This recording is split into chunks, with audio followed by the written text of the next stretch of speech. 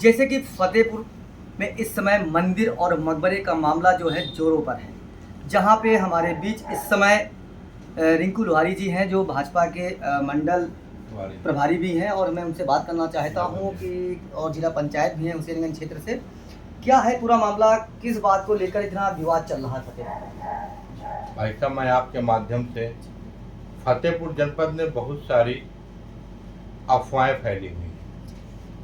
अफवाह इस बात की फैली हुई हैं कि जितने भी हमारे सनातनी धर्म के लोग ठाकुर द्वारा मंदिर में पूजा करने के लिए एकत्रित हुए थे, उनके ऊपर बलवे का आरोप लगाया जा रहा है, उनके ऊपर पत्थरबाजी का आरोप लगाया जा रहा है, उनके ऊपर मारपीट का आरोप लगाया जा रहा है, जो कि बिल्कुल तरीके गलत है। मैं बता दूं, हिंदूवादी संगठन के आह्वान पे भारतीय जनता पार्टी के कार्यकर्ता और सारे सनातनी के धर्म के लोग ठाकुर कपूरी चौराहा महाराज जी के चौराहे में हम लोग एकत्रित हुए थे और वहां पर एकत्रित होके हम लोग ठाकुर द्वारा मंदिर में जाके जन्माष्टमी की पूजा हेतु उसके पहले साफ सफाई की पूरी तैयारी थी। इस कार्यक्रम की जानकारी प्रशासन को पूरी थी। इसके संदर्भ में मठ मंदिर समिति के लोगों ने डीएम साहब को ज्ञापन भी दिया था और ये भी बताया था कि 11 तारीख को हम लोग वहां साफ सफाई करने जाएंगे। इसी क्रम में हम लोग वहां एकत्रित हुए थे। अचानक सनातनी लोगों की इतनी बड़ी भीड़ और हुजूम आ गया कि सब लोग एक साथ पूजा करने हेतु और साफ सफाई हेतु पुलिस की बैरिकेडिंग तोड़ के सब मंदिर की ओर प्रस्थान कर लिए और जब मंदिर की ओर प्रस्थान किए तो बीच में मुस्लिम आबादी पड़ती है और मंदिर जैसे ही पहुंचने वाले थे कि बीच में ही इतने पथराव, ईंटा, पत्थर, डंडे, लाठियां फेंक के एक वर्ग विशेष मुस्लिम समुदाय ने सब लोगों पर हमला कर दिया। जब हमला कर दिया तो वहां भगदड़ सी मच गई और जब भगदड़ सी मच गई, यदि पुलिस प्रशासन न होता तो वहां बड़ी वारदात होती और इसी को बड़ा रूप दिया गया। जब कुछ लोग सनातनी के धर्म के लोग थे, कुछ लोग अपना हमारे ठाकुर द्वारा मंदिर में जाके अपना भगवा ध्वज उन्होंने वहां लहरा दिया। जैसे कि वहां पर आज एक जगह पर अवैध तरीके से डंडा वगैरह मुस्लिम समुदाय के लोगों का मिला हुआ है, उसमें पुलिस ने पकड़ा भी है, लेकिन अभी तक उसने कोई कार्रवाई नहीं की। मैं बता दूं, डंडा नहीं, वहां आपको सरिया मिलेगी, बल्लम मिलेगी, 4-4 फुट की तलवारें मिलेंगी। किसी हिंदू के यहाँ इतने बड़े बड़े हथियार नहीं होते। वहां पर तो वो लोग ऐसे ऐसे बांका भी लिए थे कि पुलिस ने वहां बरामद भी किए। इसका वीडियो भी प्रचलित है, आप लोग को सकता है वीडियो कहीं देखने को मिल जाए कि बड़ी बड़ी सरिया पुलिस ने बरामद किया है। लेकिन मुझे बड़ी तकलीफ होती है कि हम 10 लोग के ऊपर FIR लिखा दी, मैं भी हूँ जी। तो ऐसे जिस समय आप लोग अंदर थे तो वहाँ पे कोई भाजपा नेता, बड़ा नेता नजर नहीं आया? मैं बता दूं, भाजपा नेता सभी नेताओं को एक इच्छा थी कि हम वहां साफ सफाई करेंगे। हमारा मकसद वहां 12 बजे 12:30 बजे पहुंचना था, लेकिन भीड़ आधा घंटा पहले ही आराम से, क्योंकि सब सनातनी लोग थे और उनके बीच कुछ लोग ऐसे लोग भी आ गए जिनको हम लोग पहचानते नहीं थे और ये अपना भगदड़ मच गई। तो क्या जो लोग उसमें भीड़ में आ गए थे, सम्मिलित हो गए, तो क्या उन्हीं के द्वारा ये उपद्रव मचाया गया? हम आपको बता दें, उपद्रव तो वहां पे जो इस्लामिक लोग थे और कुछ लोग पब्लिक को मारने के लिए डंडे वगैरह फेंके, सब कुछ फेंके, ईंटें फेंके, पत्थर फेंके। मैं आपको बता दूं, प्रशासन को पूरी जानकारी है, वहां पे पूरे कैमरे लगे थे कि कितने लोग गए, क्या घटना थी, क्या नहीं घटना थी। ठाकुर द्वारा मंदिर में सनातनी लोगों ने पूजा किया और अपना भगवा ध्वज लहराया, ये वहां पे कार्रवाई की गई। और जब ये मुस्लिम समुदाय के द्वारा इतना पत्थरबाजी, तलवारबाजी, ये बाजी वो बाजी हुई, तो हो सकता है कुछ बहुत प्लास्टर वहां टूट गया, ये मैं मान सकता हूँ।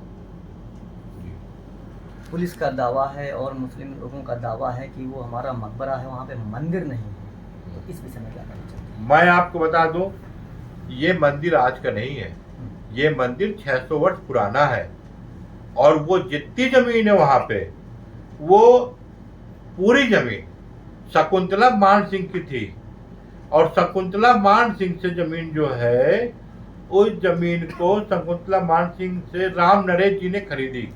राम नरेश जी एक हिंदू समुदाय से जुड़े व्यक्ति थे। उन्होंने पूरी जमीन की प्लॉटिंग की और ठाकुर द्वारा को छोड़ दिया। ठीक, ये हमारे हिंदू समुदाय का ठाकुर द्वारा है और वो ठाकुर द्वारा बना रहा। मैं बता दूं, हमेशा से वहाँ से हिंदू सनातनी के लोगों ने, चाहे आपका जन्माष्टमी हो, चाहे दीपावली हो, चाहे दशहरा हो, वहाँ दीपक जलाने का काम करते थे। एक बात मैं और बता दूं, बहुत दिन तक वहाँ एक मौर्य समाज के पुजारी भी थे। वो उस ठाकुर द्वारा की साफ सफाई करते थे।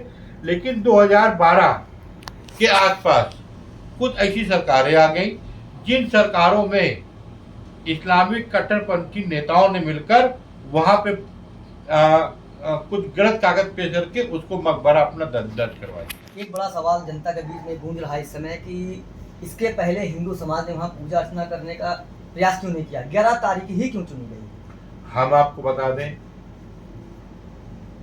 11 तारीख इसलिए चुनी गई क्योंकि वहां के स्थानीय लोगों ने अपना हिंदू, हम वाहिनी के जितने नेता थे, इसकी चर्चा कई महीनों से चल रही थी। जब उन लोगों ने बताया कि पहले हिंदू समुदाय के लोग अंदर पूजा आरती किया करते थे, आज भी आप, क्योंकि मैं मौके पे भाई साहब गया था, मैं एक दिन पहले भी गया था, आप जाएंगे तो आपको हमारे जो मंदिर का गुंबद बना हुआ है उसकी जंजीर आज भी लटकी है। आप कलश देखिए, जो हिंदू मंदिरों में कलश होते हैं, पहले बड़ा कलश, फिर उसके ऊपर छोटा कलश, फिर बड़ा कलश, 5-6 कलश आपको वहां मिल जाएंगे, त्रिशूल मिल जाएंगे। मैंने बहुत से मकबरा और मदरसे को देखे हैं, लेकिन इस तरीके कोई नहीं।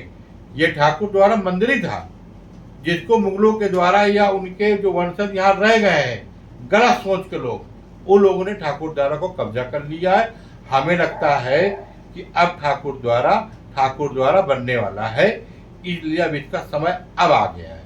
तो क्या लगता है कि हिंदू सनातन धर्म क्या 16 तारीख को पूजा अर्चना फिर से करेगा जन्माष्टमी को लेकर? मैं आपको बता दूं, इस जन्माष्टमी नहीं, पिछली हर जन्माष्टमी को वहाँ पूजा होती थी, और हमारे मठ मंदिर समिति के लोग हैं, और जो हमारी कमेटी तय करेगी, पूजा तो होगी भाई साहब, चाहे दूर से पूजा हो, इसमें कोई दो राय नहीं है। फतेहपुर एसपी का कहना है कि न 16 तारीख के पहले न 16 तारीख के बाद यहाँ पे पूजा हो ही नहीं सकती। भाई साहब मैं आपसे बता दूं, ये योगी राज है, गलत काम बर्दाश्त नहीं किया जाएगा। और वहाँ के जो स्थानीय निवासी हैं वो सब पूजा करते थे, और उनकी श्रद्धा है, और पूजा होगी, इसमें कोई दो राय नहीं है। तो क्या पूजा करने फिर से सनातनी वहाँ पहुँचेंगे? अब जैसा सब लोग की मठ मंदिर कमेटी की जो राय बनेगी, और हमको लगता है तो हर वर्ष पूजा होती है ये, तो हो सकता है इस वर्ष भी पूजा हो। अगर आह्वान होगा तो हिंदू होने के नाते मैं जाऊंगा। अगर हमारे हिंदू धर्मगुरु का आह्वान होगा तो मैं अपने पूरे भगवा ध्वज के साथ वहां जाऊंगा। फिर से लहराएंगे भगवा ध्वज? मैंने आपसे बताया कि भगवा ध्वज लेके पैदा हुए हैं। भगवा ध्वज एक शौर्य का प्रतीक है, और भगवा ध्वज लेके ही मरेंगे। पुलिस ने कई नामजद FIR भी दर्ज की है और 150 लोगों के खिलाफ अज्ञात में भी किया है, उसमें जिसमें आपका भी नाम है। बस यही तो मुझे ताजुब होता है कि मेरा नाम क्यों FIR में पड़ गया। क्या आप वहाँ पे उपद्रव करने गए थे? भाई साहब मैं वहाँ उपद्रव करने क्या गया था? अब आप FIR की बात ही कर लिए, तो आपने मेरी फोटो और वीडियो देखी होगी। मेरे हाथ में भगवा ध्वज था, और मेरे हाथ में नहीं, वहाँ हजारों की संख्या में जितने लोग थे सबके हाथ में भगवा ध्वज था।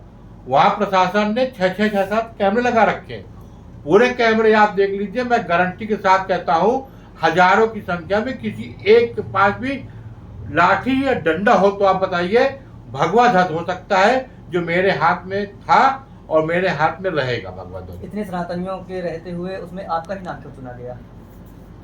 अब ये तो भाई मैं खुद नहीं जानता क्यों मेरा नाम क्यों ले गया। बहुत सारे बड़े बड़े नाम थे, दिग्गज लोग थे, उनके नाम ही नहीं कहीं दिख रहे हैं यहाँ पे। तो अब हो सकता है राम जी को मेरा ही नाम पसंद हो। है, कार सेवक में कितने लोग गए थे, राम मंदिर सेवा में कितने लोग गए थे, लेकिन कुछ उनके 1% लोग जेल गए थे। हो सकता है कि हजारों की संख्या में